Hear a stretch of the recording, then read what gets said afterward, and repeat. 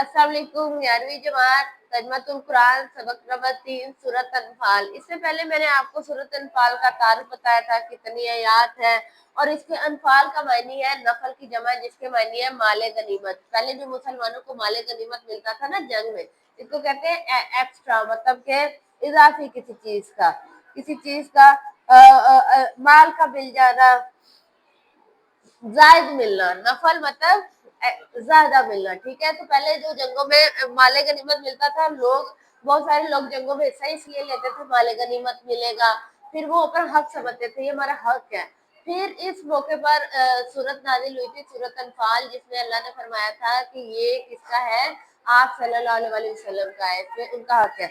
और फिर आप सल्लल्लाहु अलैहि वसल्लम माले गनीमत को बराबर तकसीम किया करते थे लोगों में, जो फातेहीन होते थे, जो फतह करते थे, जंग में जो जीत जाते थे, ठीक है। अब उसके बारे में गज़वा बदर में पढ़ते हैं क्या हुआ था। सूरत अनफाल के बहुत से मज़ामीन गज़वा बदर के मुख्तलिफ वाक़यात से मुतल्लिक है, जिन्हें मने वाइन समझने के लिए गज़वा के बारे में कुछ बुनियादी मालूमात जानना जरूरी है, ताकि इससे मुतल्लिक आयात को इनके सही पस मंजर में समझा जा सके। मक्का मुकरमा में आप सल्लल्लाहु अलैहि वसल्लम ऐलान नबुवत के बाद 13 साल मुकीम रहे।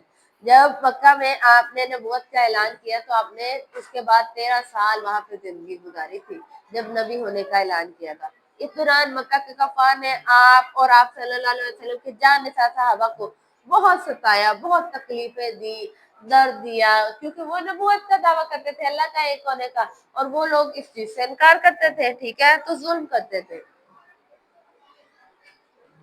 तकलीफ पहुंचाने में उन्होंने कोई कसर ना छोड़ी। यहाँ तक कि हिजरत से जरा पहले आपको नौजुबिल्लाह शहीद करने का भी उन्होंने मंसूबा बना रखा था।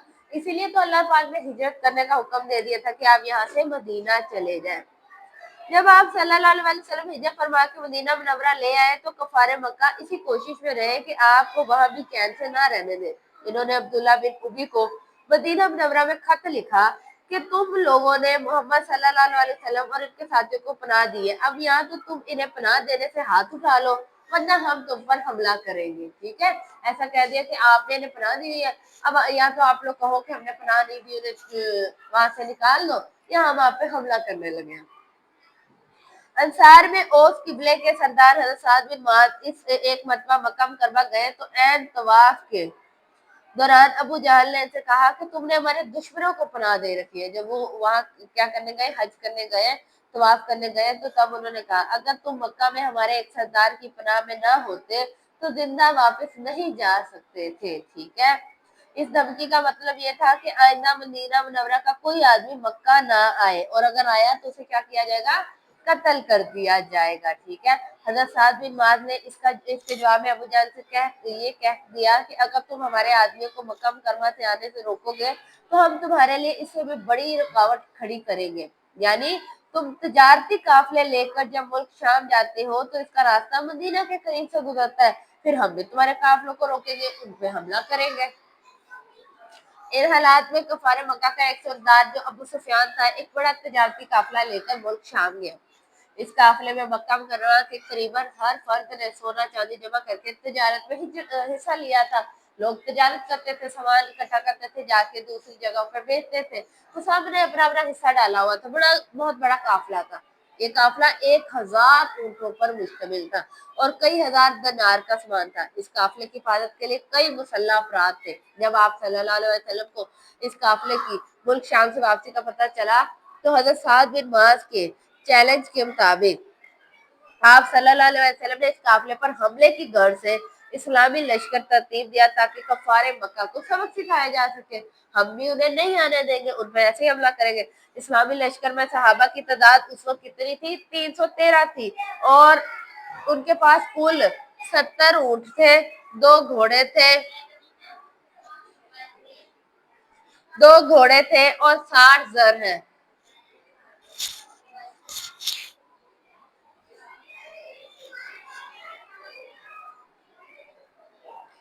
क्या था, मुसलमानों के पास 313 लोग थे, 60 घोड़े थे, 2 ऊंट थे और 60 जरे थी। इस जरे वो जो लोहे का अपने आप को अपनी हिफाजत करने के लिए पहना जाता था, ठीक है। इस मुख्तसर सामान के साथ आप मदीना से निकले, इतने से सामान के साथ मुसलमान निकले थे। ابو سفیان کو جب آپ صلی اللہ علیہ وسلم کے ارادے کا علم ہوا تو اس نے ایک تیز رفتار علیچی ابو جہل کے پاس بھجوا کر اس موقع کی اطلاع دے دی کہ جلدی سے اسے اطلاع دے دی کہ مجھ پہ حملہ ہونے والا ہے. اسے پورے لاؤ لشکر کے ساتھ مسلمانوں پر حملہ کرنے کا مشورہ دیا کہ میرے پہ حملہ ہونے والا ہے, آپ لوگ مسلمانوں پہ حملہ کر دو, لشکر لے کے پہنچ جاؤ. مزید یہ کہ اپنے قافلے کا راستہ بدل کر وہ بحر عرب کے ساحل کی طرف نکل گیا تاکہ وہاں سے چکر کاٹ کر مدینہ منورہ پہنچ سکے. ابو جہل نے اس موقع کو غنیمت سمجھا, ایک بڑا لشکر تیار کیا. وہ تو پہلے ہی اس آڑ میں تھا کہ کب مجھے مسلمانوں پہ حملہ کرنے کا موقع ملے, پھر جلدی سے لشکر تیار کیا اور حملہ کرنے کے لیے روانہ ہوا. آپ صلی اللہ علیہ وسلم کو جب خبر ملی کہ ابو سفیان تو قافلہ لے کے نکل چکا ہے اور ابو جہل ایک نیا قافلہ افراد پہ مشتمل لشکر لے کے آ رہا ہے, تو آپ صلی اللہ علیہ وسلم نے صحابہ سے مشورہ کیا. سب نے یہی مشورہ دیا, یہ رائے دی کہ اب مشرکین سے ایک فیصلہ کن معرکہ ہونا ہی چاہیے, جنگ ہونی چاہیے.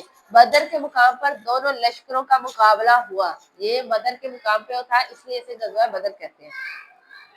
مسلمانوں کی تعداد اور ساز و سامان دشمنوں کے مقابلے میں بہت کم تھا. مسلمانوں کے پاس تو بہت کم تھا, ٹھیک ہے, لیکن اللہ کے فضل سے مسلمانوں کو شاندار فتح حاصل ہوئی. ابو جہل سمیت قریش کے 70 سردار مارے گئے تھے. ابو جہل بھی اسی جنگ میں مارا گیا تھا اور اس کے علاوہ اس کے 70 سردار مارے گئے تھے.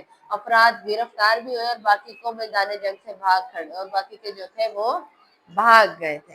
آج کے لیے اتنا کافی ہے, کل ہم اس کے علمی اور عملی نکات